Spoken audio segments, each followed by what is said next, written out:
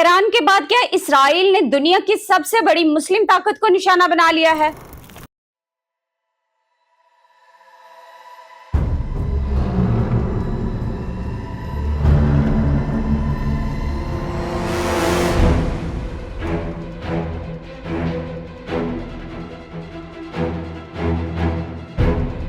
शाम की जमीन पर तुर्क फौज पर इसराइल का पहला सीधा हमला। क्या ये तीसरी आलमी जंग का बाकायदा आगाज है?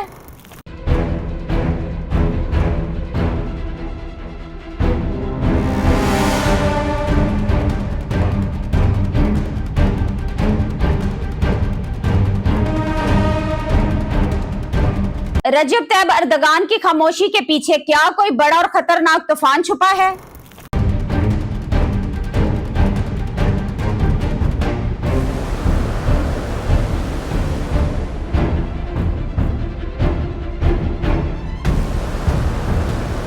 नेटो का सबसे मजबूत रुकन इसराइल की हिट लिस्ट पर है।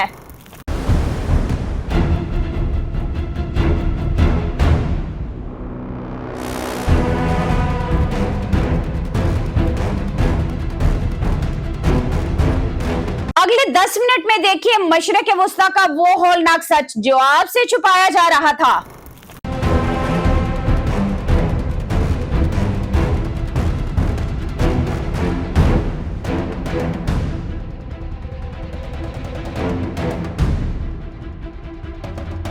वीडियो में आगे बढ़ने से पहले आपसे दरख्वास्त है कि हमारे चैनल को सब्सक्राइब करें और तमाम सोशल मीडिया प्लेटफॉर्म से फॉलो करें ताकि आप दुनिया के हालात से बाखबर रह सकें। मशरिक़ वुस्ता में एक इंतहाई खतरनाक लकीर खींच दी गई है।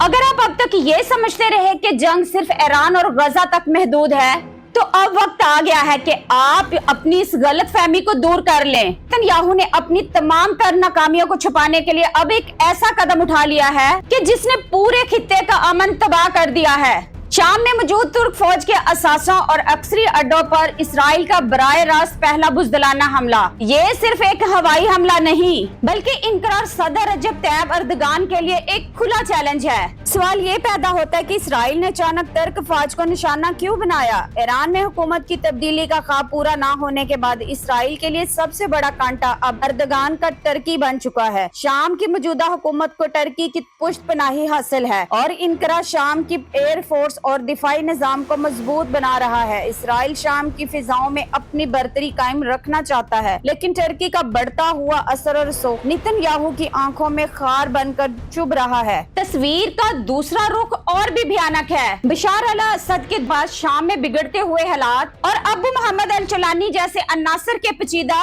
के किरदार ने खित्ते को नई दलदल में धकेल दिया है। रूस की कमजोर होती हुई पकड़ का फायदा उठाते हुए इसराइल अब शाम के जरिए तुर्की के गिर्द घेरा तंग कर रहा है। गोलान की पहाड़ियों तो पहले ही तनाजा का शिकार हैं और अब टर्की मिलिट्री के कैंपों पर हमले ये साबित करते हैं कि इसराइल टर्की के सब्र का पैमाना नाप रहा है। लेकिन क्या टर्की इस हमले पर खामोश रहेगा? अगर टर्की ये समझता है कि अमेरिकी सरपरस्ती में कायम नेटो इत्तेहाद इसकी मदद के लिए मैदान में उतरेगा, तो ये टर्की की सबसे बड़ी सियासी भूल हो सकती है। तारीख शाहिद है कि बड़ी ताकतें बराह रास्त जंग में कूदने की बजाय महज बयानात तक महदूद रहती हैं। दूसरी तरफ नेतन्याहू खुद अपने मुल्क में करप्शन के मुकदमात और सियासी बहरान का शिकार है और इसकी बका सिर्फ और सिर्फ इस जंग को तोल देने में है। इसराइल की इस कार्रवाई का असल मकसद टर्की की सरहदों पर मौजूद कुर्द मसल्ह ग्रोहों को तकवीम देना और टर्की को अपने दिफा पर मजबूर करना है। ईरान पहले ही अपनी एटमी और मिसाइली सलाहियतों की वजह से अमेरिका और इसराइल की नींदें हराम कर चुका है और अब अमेरिका और कतर के दरमियान भी नई सफारती जंग छिड़ चुकी है। पेंटागन के अरबों डॉलर के अक्सरी असासे अब खतरे में हैं और पूरा मशरिक़ वुस्ता बारूद के एक ऐसे ढेर पर बैठ चुका है जिसे एक छोटी सी चिंगारी भी राख का ढेर बना सकती है।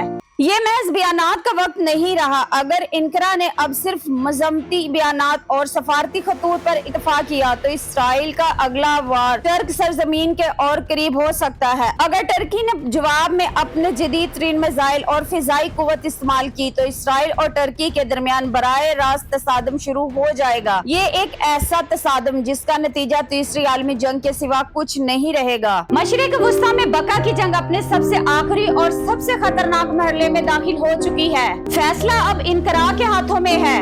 क्या टर्की नेटो का इंतजार किए बगैर इसराइल को इसकी जुबान में जवाब देगा, या फिर मशरिक वुस्ता की ये आग पूरे आलम इस्लाम को अपनी लपेट में ले लेगी?